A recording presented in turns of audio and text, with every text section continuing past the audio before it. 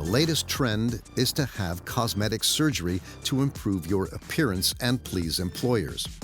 In just a few years, South Korea has become the kingdom of the scalpel, ahead of Brazil or the United States. And it's common to come across people in the streets who are just out of surgery.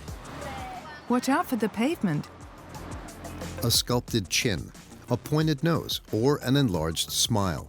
Here, anything is possible, even the most improbable, like having Botox injected into your vocal cords to have a more beautiful voice. He's going to have a deeper, more serious voice, and it will reduce tremors. All over the capital are adverts highlighting the skills of these surgeons. Even photo booths have given in to this quest for perfection. As surprising as it may seem, for many people, going under the knife isn't just a question of vanity, but also a factor in your social standing. Bye, see you next time. 28 years old, Haiyue has a degree in communication. When he finished his studies 3 years ago, he thought he would find a job easily. But after sending out many CVs and attending many interviews, he's had no luck. And he is convinced that his looks are the reason.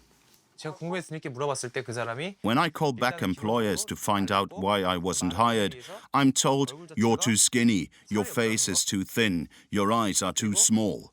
My appearance counts against me. I don't think I give a good impression. In short, they let me know that I don't match the image of their company. And in the end, I'm rejected because of the way I look.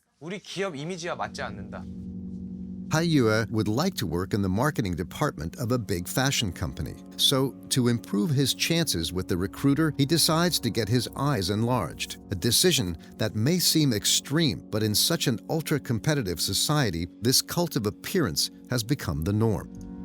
Many recruiters admit that the looks of the candidates is a determining factor in their decision. Some go as far as requesting detailed information on their future recruits' bodies. These are all the CVs that I've sent and the documents I've had to provide. A company once asked me for a medical certificate to say I was in good health. This document shows all the details of my body, the size of my chest, my thighs, all the specifics of my anatomy are there. I gave them this document at the interview, but I wasn't hired. In desperation, Haiyue booked an appointment in one of the many clinics in Gangnam, the most exclusive area in Seoul. There are over 500 here. Haiyue chooses one of the most well-known. It spreads over 16 floors and 9 doctors work here, each with their own specialty. Here the staff are in tune with current standards of beauty. Hello. Hello, doctor. Haiyue is going to be operated on by Dr. Dao, specialist in eye enlargement. Look in the mirror. You have skin that hides your eyelids. The fold of the skin pushes the eyelids down for an Asian.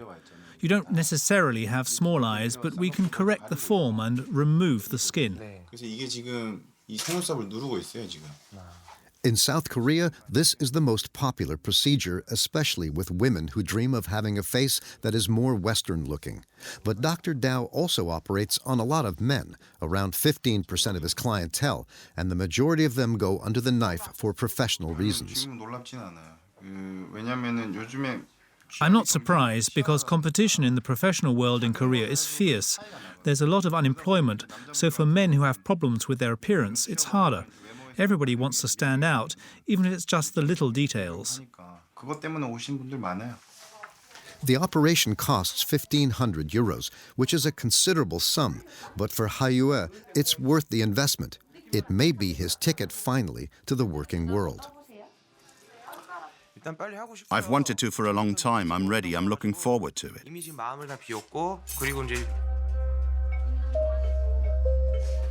The operation only takes a quarter of an hour and is carried out under local anesthetic. For Dr. Dao, it's routine. He carries out between 6 and 12 operations like this every day. In the recovery room, Hayue is impatient to see his new face, but he's going to have to wait a little. Now my eyes have to scar well. I need to take care of them. But I really think it could change my life. 인생이 충분히 바뀔 수 있을 거라서 지금 생각을 하고 있습니다. 4 more weeks of waiting, a final visit to the clinic to remove his stitches, and then maybe, finally, the job of his dreams.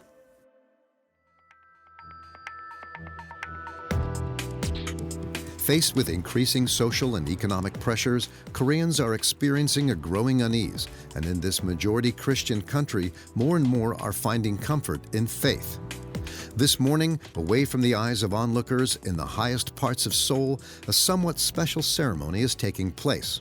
A shamanic ritual, an ancient spiritual practice aiming to communicate with the spirits. Behind the scenes, the leader of this joyful group is concentrating before the arrival of his next client. His name is Gimpa, and he's a professional shaman. A former singer, he discovered his vocation around 20 years ago.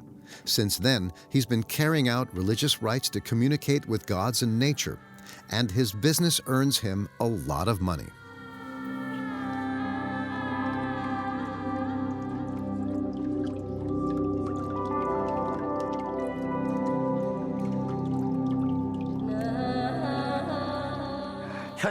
Everybody is trying in life, but it doesn't always go the way you would like. People come here to find a meaning to their lives thanks to the power of our ancestors and gods. It's especially young people who are discovering shamanism. Among his clients are stars, sports players, and more often businessmen. This morning, Gimpa is meeting an important client who made his fortune in wealth management. The millionaire is close to the government, so the shaman greets him in person. Hello. Hello. It's been nearly a year since we've seen each other, hasn't it? Yes, that's right. You came last year. The man is a regular here, but he prefers to remain anonymous because paying a shaman to make your business successful is considered taboo. I came to pray and to ask the spirits to protect my business and my employees, to keep them in good health so business goes well.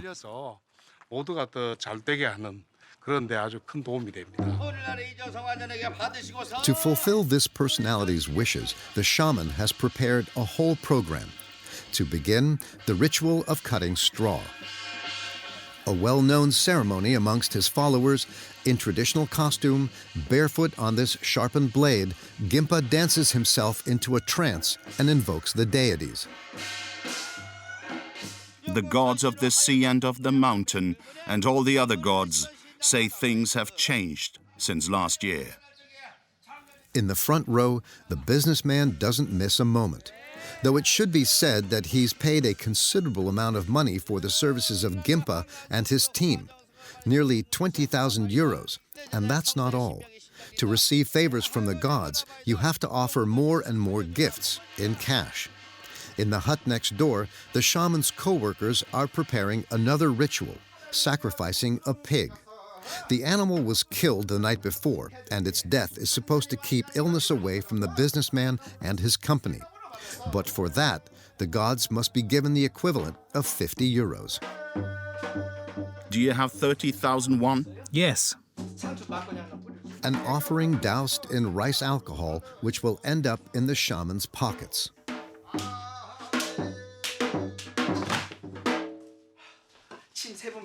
Spit 3 times and afterwards you can leave, but don't turn around as you're leaving. It may seem barbaric, but with this kind of ritual, the businessman believes he is keeping away the evil eye. At the beginning, it scared me. I was uncomfortable, but I watched, learned, and understood. And once you understand the meaning of things, you end up accepting them. It's obvious even.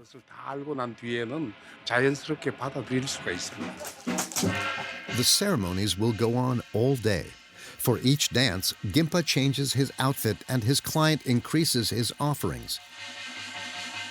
In total, on top of the 20,000 euros that it cost to book the ceremony, he'll spend 3,000 more. An avalanche of money that seems to amuse the shaman and the spirit that he seems to be channeling. I have money everywhere. We're going to have fun. I feel the spirit of grandfather waiting for me.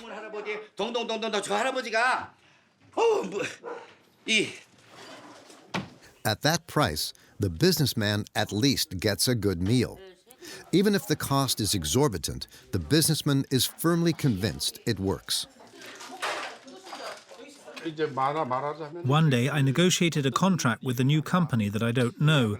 The shaman told me to be careful and pay attention to certain details of the contract, and that saved me. I avoided catastrophe.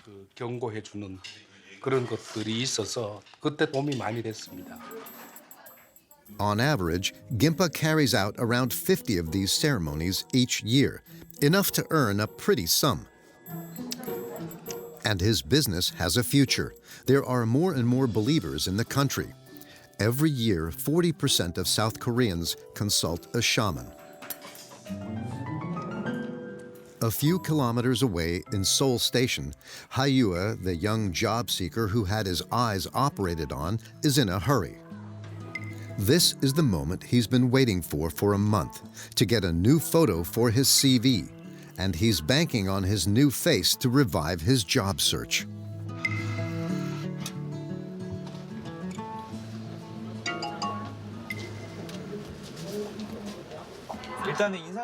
My face is softer. I'm still the same, but today I have a better physique, and I think that will go down much better with people.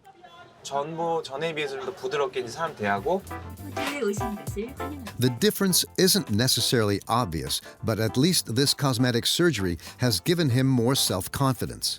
With his new face on his CV, Hayua is convinced that he will land the job of his dreams in the marketing department of a big company.